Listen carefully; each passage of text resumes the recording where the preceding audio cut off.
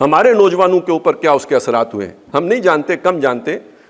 میں صرف ایک چھوٹی سی مثال آپ کو دے دوں کہ حاشر بن ارشاد، تو کہیں غامدی صاحب کی کسی کوئی استدلال تھا، اس کے اوپر انہوں نے گرا یہ لگائی کہ غامدی صاحب جس تہذیب کے وکیل ہیں اس کا بنیادی مقدمہ ہی غیر علمی ہے۔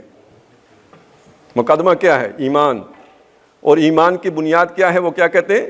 غیر علمی ہے۔ کیوں غیر علمی ہے؟ ظاہر ہے ان کے نظر میں علم صرف سائنس ہے، علم صرف حواس خمسہ سے حاصل ہوتا ہے، جو ہے حواس خمسہ سے ثابت نہیں کی جا سکتی وہ غیر علمی ہے۔ آپ کے نوجوان کے لیے آج اللہ پر ایمان ایک غیر علمی حقیقت ہو گئی ہے۔ آپ کے نوجوان کے لیے آج آخرت پر ایمان، حوروں پر ایمان، جنت پر ایمان، دوزخ پر ایمان ایک غیر علمی حقیقت، فرشتوں پر ایمان ایک غیر علمی حقیقت ہو گئی ہے۔ تو جس علم پر آپ کی تہذیب کھڑی ہے، جب وہ علمی غیر حقیقی قرار پا گیا تو تہذیب کی کہاں ہے پھر؟ وہ کس بنیاد پر اب کھڑی ہوگی؟ چنانچہ ہم جیسے کوئی ہاتھ پاؤں مارتا ہے نا، یہ ہاتھ پاؤں مارنا ہے جب ہم یہ کہتے ہیں کہ ہمارا نظام مغرب کے نظام سے بہتر ہے۔ ہم اصل میں اب کہاں پہ آ کے کھڑے ہو گئے؟ مادی بنیاد پر کھڑے ہو گئے۔ آج کل اب روزے شروع ہو رہے ہیں تو آپ کو اکثر اس طرح کی چیزیں ملیں گی کہ روزے کے یہ طبی فوائد ہیں۔ اس کا کیا مطلب ہے؟ ہماری مجبوری بن گئی ہے کہ اب ہم طبی فوائد بتا کر اپنی قوم کو روزہ رکھنے پر آمادہ کریں۔ میں یہ نہیں کہتا کہ یہ نہیں کہنے چاہیے، یہ بھی ہے لیکن یہ وہ شے ہے جو اضافی ہے، یہ یقین مزید کے لیے ہے، وَلَٰكِن لِيَطْمَئِنَّ قَلْبِي کے لیے ہے۔ جیسے ابراہیم علیہ السلام نے کہا تھا کہ اللہ تو مردوں کو کیسے زندہ کرے گا، مجھے دکھا۔ اللہ نے کہا فَلَمْ تُؤْمِن، کیا تو مانتا نہیں؟ قَالَ بَلَىٰ، کہا کیوں نہیں، مانتا ہوں، وَلَٰكِن لِيَطْمَئِنَّ قَلْبِي، لیکن میں چاہتا ہوں دل میں مضبوط یقین پیدا ہو جائے۔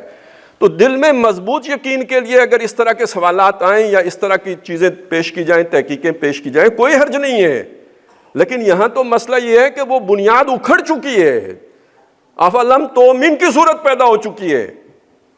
اس اعتبار سے اگر آپ دیکھیں تو اس وقت جس علم کی ہمیں ضرورت ہے وہ علم وحی ہے، اس وقت جس علم کی ہمیں ضرورت ہے وہ علم دین ہے، اس وقت جس علم، اور اچھا علم دین سے میری مراد علم فقہ نہیں ہے، وہ زندہ ہے۔ علم دین سے میری مراد اصول فقہ بھی نہیں ہے، اور علم دین سے میری مراد اس وقت اصول حدیث بھی نہیں ہے، اصول تفسیر بھی نہیں ہے۔ علم دین سے میری مراد علم ایمان ہے، کہ ہمارا وہ علم کہ جو ہمارے اندر ایمان پیدا کر دے۔ اور اس وقت ہمارے ہاں جو ایمان کی تحریکیں چل رہی ہیں وہ جذبات پر چل رہی ہیں، علم کی بنیاد پر نہیں چل رہی ہیں، جذبات کی بنیاد پر چل رہی ہیں۔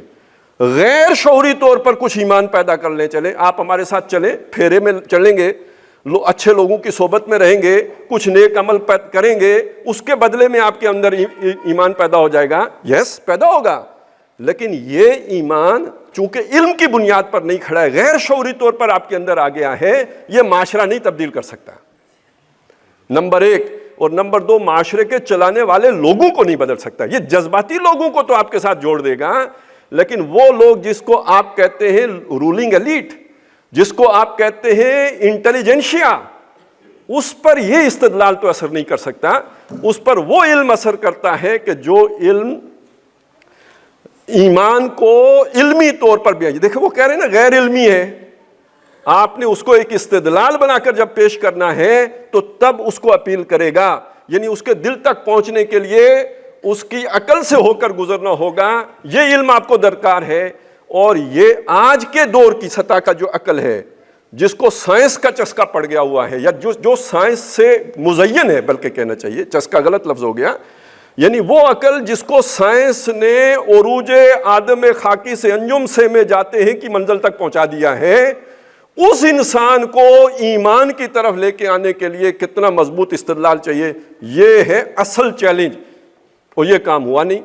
علامہ اقبال نے کسی درجے میں شروع کیا reconstruction of religious thought in Islam, اس کے بعد پھر جو بھی کوششیں ہوئیں، چونکہ اس میں محنت بہت پڑتی ہے اور اس میں نعرے بھی کام نہیں آتے، جذبات نہیں ہیں، لہٰذا یہ کام کسی نے اگر شروع کیا تھوڑے عرصے میں بھاری پتھر سمجھ کے چوم کے چھوڑ دیا، آگے نہیں بڑھا۔ تو جب تک آپ یہ علم نہیں پیدا کر لیں گے، بلکہ میں یوں کہوں، اب چلیں ہم جتنی بھی تعلیم دے رہے ہیں، خواہ مدرسوں میں دے رہے ہوں یا اسکولوں کالجوں میں دے رہے ہوں، ماڈل اسکولوں میں دے رہے ہوں یا یونیورسٹی میں دے رہا ہوں، یہ ساری کی ساری مروجہ تعلیم ہے۔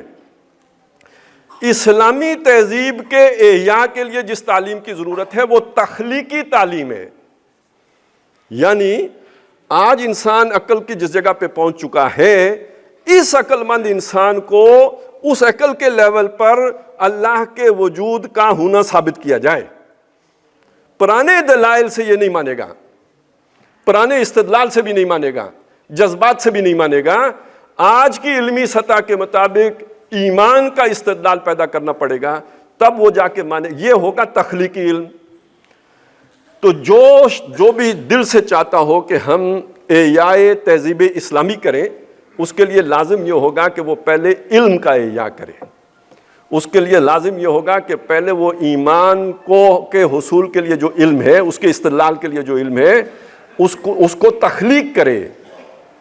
ایسے ادارے بنے کہ جن اداروں کا مشن یہ ہو کہ وہ ایک طرف دنیا کا علم بھی حاصل ہو، دوسری طرف دین کا علم بھی حاصل ہو، لیکن پھر اس کا جوڑ پیدا کیا جائے، ایک نیا علم کلام وجود میں لایا جائے۔